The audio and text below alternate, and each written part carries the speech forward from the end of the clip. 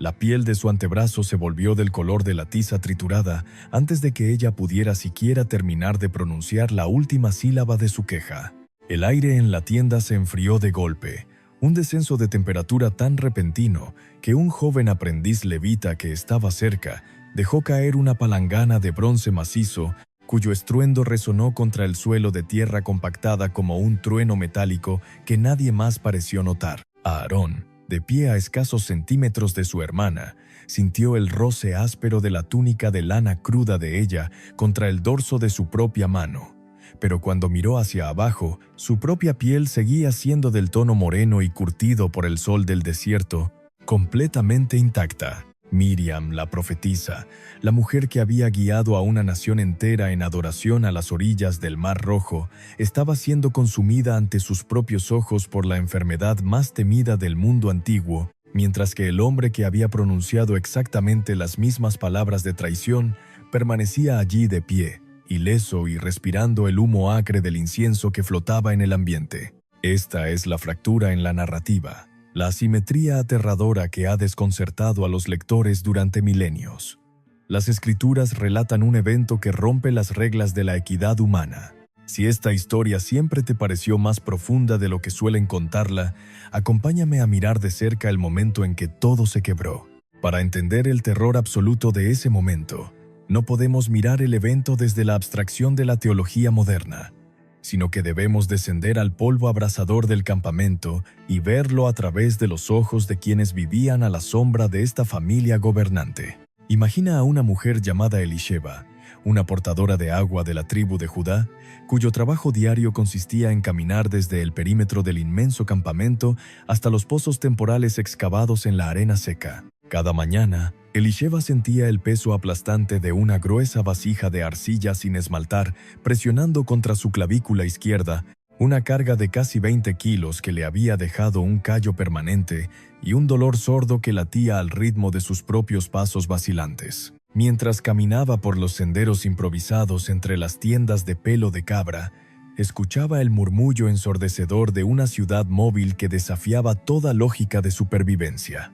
Éxodo 12 registra 600.000 hombres de edad militar. Leído literalmente, ese dato podría apuntar a una población total extraordinariamente alta. Sin embargo, basándose en la logística de supervivencia en la árida península del Sinaí y la huella material dejada en la región, muchos eruditos contemporáneos argumentan a favor de una cifra mucho menor, estimando entre 20.000 y 40.000 personas, sugiriendo que el término hebreo original para 1000 podría traducirse alternativamente como clan o unidad militar. Los eruditos permanecen divididos sobre este punto. Pero sin importar qué modelo demográfico se aplique, el campamento era un organismo vasto, ruidoso, caótico y al borde constante de la revuelta. El olor a estiércol de oveja se mezclaba eternamente con el humo de las hogueras de tamarisco, creando una atmósfera densa que se asentaba sobre el valle al caer la tarde. Elisheba conocía perfectamente la jerarquía inquebrantable de este mundo sudoroso y agotador. Ella sabía que Moisés era el conducto de lo divino, el hombre que desaparecía en la montaña y regresaba con el rostro ardiendo con una luz que aterrorizaba a los ancianos. Pero también sabía, con la certeza íntima que comparten las mujeres que sostienen la infraestructura invisible de una sociedad, que Miriam era la madre espiritual de la nación. Miriam no era una figura decorativa, ni una simple espectadora en el drama del Éxodo. La tradición judía sostiene que fue ella quien, siendo una niña, desafió a su propio padre para asegurar la continuidad de la familia en tiempos de genocidio, y fue ella quien vigiló la canasta de juncos calafateada con brea que flotaba en el traicionero río Nilo. Cuando Elisheba terminaba su extenuante jornada y el frío implacable de la noche del desierto comenzaba a morder sus brazos desnudos, a menudo escuchaba a las mujeres mayores cantar a la luz de las brasas los antiguos cánticos que Miriam había compuesto.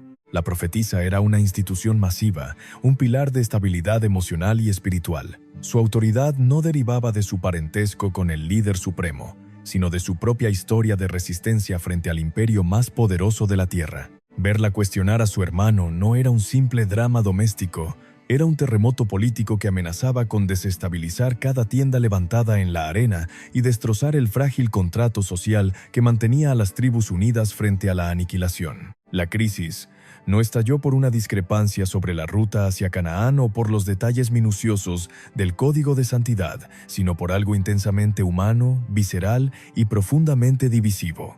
El texto del libro de los Números, en el primer verso de su capítulo 12, revela el catalizador exacto de la rebelión. Números 12 abre la crisis con una frase incómoda y directa. Hablaron contra Moisés a causa de la mujer cusita. Y es en este punto donde la evidencia arqueológica y la historia del antiguo Medio Oriente nos obligan a detenernos y observar con extrema atención. Las implicaciones de este matrimonio trascienden por completo el ámbito de la vida privada. Los registros antiguos, las inscripciones monumentales y la geografía del período confirman que Cus se refería al vasto territorio situado al sur de la primera catarata del Nilo, abarcando partes del actual Sudán y Etiopía. La lectura geográfica más directa sitúa a esta mujer en el ámbito de Cus, al sur de Egipto, probablemente vinculándola con el mundo nubio. Las razones y las consecuencias de esta unión son objeto de un intenso debate. Algunas tradiciones teológicas posteriores han intentado suavizar el impacto de este pasaje, interpretando históricamente el término cusita como una metáfora poética para describir una belleza singular e inusual, o han realizado complejas piruetas exegéticas para intentar identificar a esta mujer con Séfora, la esposa madianita que Moisés había tomado décadas antes. Sin embargo, muchos historiadores modernos y analistas del texto argumentan que la lectura más directa es la correcta y que se trataba de una segunda esposa, posiblemente una mujer de tez oscura, perteneciente a la realeza nubia, o alguien asociada con las élites militares del entorno egipcio, cuya presencia repentina en la cúspide absoluta del liderazgo israelita provocó una crisis aguda. La tensión en el centro del campamento debió ser asfixiante. Imagina a Aarón, vistiendo las pesadas túnicas de lino fino que rozaban el suelo con un susurro constante, sintiéndose desplazado por la influencia de esta extranjera. Imagina a Miriam, que había sido la figura femenina dominante y la confidente indiscutible durante toda la vida de la nación nómada, viendo su estatus singular amenazado por una mujer que no compartía su linaje, su historia de sufrimiento en los hornos de ladrillo, ni su herencia cultural. El resentimiento es un fuego que consume primero a quien lo enciende, y en la aridez del desierto, el menor atisbo de amenaza al poder establecido puede desatar un incendio incontrolable. La queja verbalizada sobre el matrimonio fue, en realidad, solo la hoja afilada que ocultaba el verdadero propósito del ataque. La verdadera rebelión se manifestó en la segunda frase que pronunciaron. Según registra el texto sagrado, ellos preguntaron si acaso el Señor había hablado solamente por medio de Moisés, añadiendo la exigencia de que también había hablado por medio de ellos. Esa pregunta, formulada en el espacio sagrado del campamento, no era una simple petición de igualdad de condiciones. Era un intento coordinado de golpe de estado espiritual y político. Al cuestionar el monopolio de Moisés sobre la revelación divina, estaban invitando a la anarquía. Si la voz de Dios podía ser reclamada por múltiples líderes con agendas contradictorias, la autoridad central colapsaría y la nación se desintegraría en facciones tribales antes de siquiera divisar las colinas de Canaán. La respuesta a esta insubordinación no vino en forma de un debate teológico, un concilio de ancianos o una concesión política. Vino como una irrupción física aterradora que alteró instantáneamente la presión barométrica en todo el recinto del tabernáculo. El texto narra que el Señor descendió en una columna de nube y se detuvo a la entrada de la tienda de reunión. Los eruditos que analizan las teofanías en la literatura del antiguo Medio Oriente señalan que estas manifestaciones divinas rara vez se describen como eventos pacíficos. Frecuentemente, se asocian con perturbaciones sísmicas, alteraciones atmosféricas severas y un terror paralizante que se apodera de los testigos. Los guardias levitas apostados cerca de las cortinas del atrio probablemente tuvieron que arrojarse al suelo, cubriéndose los rostros con las ásperas mangas de sus túnicas, sintiendo un calor seco y punzante que emanaba de la base de la nube, mientras el sonido sordo de un viento confinado en un espacio demasiado estrecho hacía temblar las pesadas estacas de bronce clavadas en la tierra. Dios llamó a los 3 hermanos, exigiendo que se adelantaran. El silencio que siguió a esa orden debió ser más ensordecedor que el viento. En ese espacio de confrontación divina, el Creador estableció una distinción categórica e irrevocable entre los profetas ordinarios, aquellos que reciben revelaciones cifradas en visiones nocturnas o enigmas, y Moisés. El texto sagrado, en el 7º verso del capítulo 12 de Números, registra la declaración inconfundible de Dios, afirmando que con Moisés él hablaba cara a cara, de manera clara y no con acertijos. En ese instante, la frase no solo defendía a Moisés, desmantelaba públicamente cualquier pretensión rival de autoridad profética. Tras esta defensa absoluta de su siervo elegido, la ira divina se encendió, y la nube de gloria se retiró del tabernáculo con la misma rapidez sobrenatural con la que había descendido. Y fue en ese preciso instante, cuando el humo de la presencia se disipó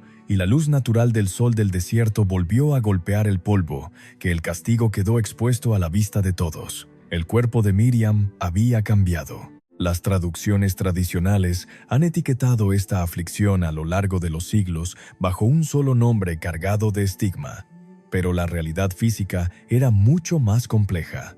La tradición médica contemporánea y los historiadores de la ciencia han luchado durante mucho tiempo para identificar con precisión médica esta condición. Aunque nuestras Biblias la llaman lepra, muchos epidemiólogos y paleopatólogos sostienen que la enfermedad de Hansen no parece haber sido endémica en ese contexto del antiguo Medio Oriente. La evidencia arqueológica recuperada de restos óseos de ese período específico no muestra los marcadores patológicos inconfundibles que deja la bacteria de la lepra.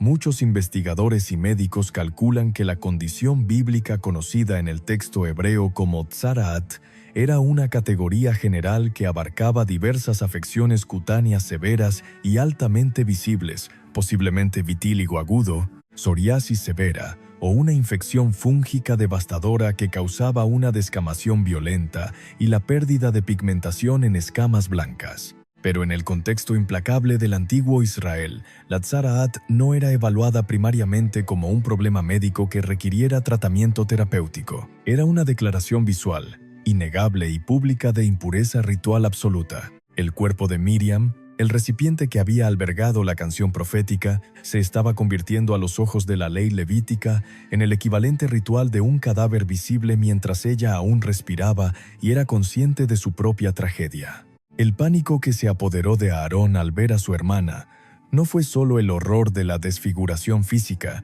sino el reconocimiento inmediato del destierro social y espiritual que esta condición exigía según las leyes que él mismo administraba. Llegamos así a la gran asimetría, el nudo gordiano que ha frustrado a tantos buscadores de justicia en la lectura de este texto. Aarón también había hablado. Aarón también había cuestionado el matrimonio de Moisés. Aarón también había desafiado la exclusividad profética de su hermano. Sin embargo, Aarón permaneció allí, con la piel intacta, respirando normalmente, sin un solo rastro de la enfermedad que devoraba a su hermana a 1 metro de distancia. ¿Por qué el juicio cortó la línea de culpa con semejante parcialidad? La primera pista está en la sintaxis hebrea. Miriam aparece como la instigadora principal. La segunda está en el cargo de Aarón. Su cuerpo sostenía la maquinaria ritual del campamento. El verbo utilizado en el primer verso para describir la acción de hablar en contra de Moisés está conjugado en la forma femenina singular. Aunque el texto menciona a ambos hermanos, la sintaxis de la antigüedad señala invariablemente a Miriam como la instigadora principal, la fuerza motriz detrás del desafío, mientras que Aarón es posicionado gramaticalmente como un seguidor cómplice que se sumó a una rebelión ya iniciada. Ella no fue castigada simplemente por estar allí, sino por encender la llama, y la llama la consumió a ella primero. Pero la sintaxis hebrea es solo la primera capa del misterio. Hay una razón estructural, técnica y profundamente institucional que explica la inmunidad aparente del hermano mayor, una razón arraigada en la ingeniería misma de la adoración en el desierto. Aarón no era un hombre común, era el sumo sacerdote de la nación. Su cuerpo físico era el único instrumento legalmente autorizado en todo el campamento para cruzar el velo y realizar los ritos de sangre esenciales para la expiación del pueblo. El recinto exterior del tabernáculo, que muchos historiadores estiman en dimensiones de 45 metros de largo por 22 metros de ancho, basándose en las descripciones textuales, estaba sostenido por 60 inmensas columnas de bronce sólido. Todo este complejo sistema arquitectónico y teológico dependía de un solo hombre para funcionar. La tradición rabínica interpreta que, si Aarón hubiera sido golpeado por Tzaraat, habría quedado ritualmente inhabilitado para ejercer su función sacerdotal. Se habría convertido en una fuente ambulante de impureza contagiosa, incapaz de entrar al tabernáculo, incapaz de tocar el altar de bronce, incapaz de interceder por los pecados de las tribus. Castigar a Aarón con la misma severidad física que a Miriam habría sido equivalente a detonar los cimientos espirituales de decenas de miles de personas. La supervivencia misma de la comunidad israelita en el desierto, su precaria relación con un Dios santo, dependía absolutamente de la pureza física y ritual del sumo sacerdote, de una manera que a menudo superaba la exigencia de su pureza moral en momentos de crisis política. A veces, las estructuras de poder protegen a sus ejecutores no por un sentido abstracto de justicia cósmica, sino por la fría y cruda necesidad operativa de evitar el colapso del sistema entero. La asimetría del castigo no fue un descuido divino, fue una decisión calculada para preservar la maquinaria de la expiación que mantenía a la nación viva. Si alguna vez en tu vida has servido fielmente durante años, si has entregado tu juventude para construir algo con tus propias manos y tu propio sudor, solo para ver cómo te hacen a un lado o te disciplinan severamente, mientras otros que cometieron las mismas faltas o peores salen completamente ilesos bajo el escudo de su posición, entonces conoces el desierto interior que Miriam debió cruzar en ese momento. Hay un tipo de amargura paralizante que nace exclusivamente de ser castigado de manera desproporcionada a la vista de todos. Las estructuras de la gracia y el juicio a veces parecen aplastantes, frías e inescrutables desde nuestra perspectiva limitada a ras de suelo.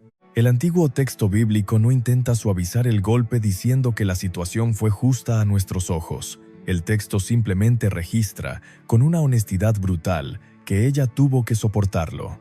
Moisés, el líder supremo cuya autoridad había sido vindicada y cuya esposa extranjera había sido el pretexto del ataque, no celebró la caída repentina de su hermana rival. No hubo discursos de victoria ni ejecuciones públicas para consolidar el poder. El hombre que el registro sagrado describe de manera asombrosa, en el tercer verso del capítulo 12, como muy manso, más que todos los hombres que había sobre la faz de la tierra, sintió la arena del desierto crujir bajo sus propias rodillas, mientras el peso del dolor de su familia amenazaba con aplastarlo. Aarón, aterrorizado por la visión de la carne medio muerta de su hermana, rogó a Moisés que intercediera. Y Moisés, dejando a un lado todo resentimiento político y todo protocolo de Estado, cayó al suelo polvoriento y gritó una oración desesperada. En hebreo original, la oración de Moisés es brutalmente breve: «Sánala ahora». Esa brevedad no reduce el dolor, lo deja expuesto por completo. El universo pareció contener la respiración esperando la respuesta.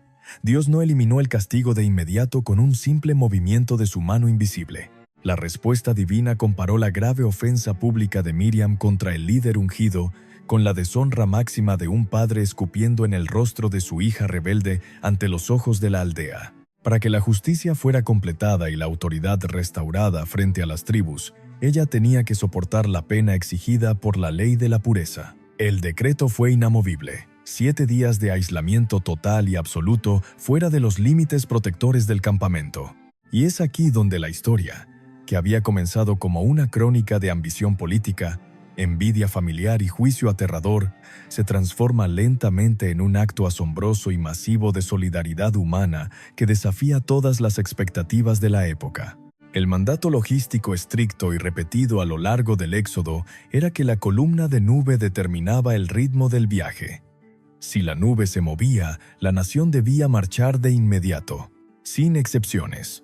Sin embargo, el libro de los Números afirma explícitamente, en un detalle que a menudo pasa desapercibido, que el pueblo no se puso en marcha hasta que Miriam fue purificada y reunida con ellos. Todo un vasto ecosistema nómada, compuesto por cientos de miles de cabezas de ganado balando bajo el sol implacable, miles de pesadas carretas de madera cargadas con los enseres de toda una vida, y decenas de miles de hombres, mujeres y niños, detuvo su avance hacia la tierra prometida en seco. Los artesanos que fundían la plata dejaron sus pesadas herramientas de bronce reposar sobre los yunques de piedra, esperando en silencio y mirando hacia el horizonte. Las mujeres que molían el grano detuvieron el giro monótono de las piedras de molino. Los niños pequeños jugaban en el polvo gris cerca de las tiendas exteriores, mirando con frecuencia hacia los áridos límites del campamento, donde una sola mujer solitaria y anciana pasaba sus noches frías, temblando bajo la vasta cúpula estelar del desierto, rodeada únicamente por el aullido distante de los chacales y la inmensidad de su propio arrepentimiento. Toda la maquinaria de la nación se paralizó por ella. No la abandonaron a su suerte en la inmensidad del páramo. La humanidad profunda de esa inmensa congregación, que tantas veces había sido rebelde y obstinada, decidió en un acto de rebelión silenciosa que su propia marcha hacia el futuro sagrado no podía reanudarse, si eso significaba dejar a su líder más antigua pudriéndose atrás en el desierto del castigo. El eco de esos interminables 7 días de espera colectiva resonó mucho más allá de las arenas del Sinaí. Siglos más tarde, cuando la nación ya estaba a punto de cruzar el río Jordán, el libro del Deuteronomio, en su capítulo 24, emitió una ordenanza legal permanente sobre el manejo estricto de las enfermedades infecciosas y la lepra, pero añadió un mandato singular e intensamente personal en el 9º verso. El texto exige: recuerda lo que el Señor tu Dios le hizo a Miriam en el camino, después de que saliste de Egipto. Ella no fue borrada de los registros por su rebelión. Se convirtió en la advertencia perpetua, un monumento vivo al costo de desafiar el orden divino y al mismo tiempo un testimonio de la paciencia comunitaria. Incluso los profetas muy posteriores, escribiendo durante los oscuros días de la monarquía y el exilio, como el profeta Miqueas en el 4º verso de su 6º capítulo, recordaron explícitamente a Miriam, colocándola nuevamente y con pleno derecho al lado de Moisés y a Aarón, como una figura instrumental de la redención inicial de Israel. Hoy en día no sabemos exactamente dónde estaba ubicado geográficamente ese campamento en particular. Las excavaciones arqueológicas en la península del Sinaí no han arrojado restos definitivos que puedan fecharse con seguridad en la ventana temporal del éxodo tradicional para identificar la ubicación exacta de Hazerot, el lugar del castigo. No quedó ni una tienda, ni una vasija, ni una huella segura del lugar. Solo quedó la memoria de un campamento que se negó a avanzar sin ella. La piel de su antebrazo se volvió del color de la tiza triturada antes de que ella pudiera siquiera terminar de pronunciar la última sílaba de su queja. Pero ahora, al mirar esa misma escena perturbadora iluminada por el peso abrumador de la historia y el contexto, no vemos solamente a una mujer orgullosa siendo humillada por el fuego del cielo. Vemos a un sistema frágil forzado a elegir cruelmente entre la justicia absoluta y la supervivencia comunitaria continuada. Vemos a un hermano mayor que se salva por el peso opresivo de su cargo público y no por la pureza de su corazón. Y, sobre todo, vemos a un campamento inmenso y cansado, compuesto por decenas de miles de personas, negándose rotundamente a dar un solo paso más hacia la anhelada tierra prometida sin la mujer rota que les había enseñado a cantar en su primer día de libertad genuina. La escena obliga a preguntarse qué tipo de justicia una comunidad puede soportar sin deshacerse por dentro. El inmenso campamento todavía espera en silencio. Cuéntame abajo qué parte de este desierto resonó contigo. En nuestro próximo encuentro entraremos en otro misterio del mundo bíblico.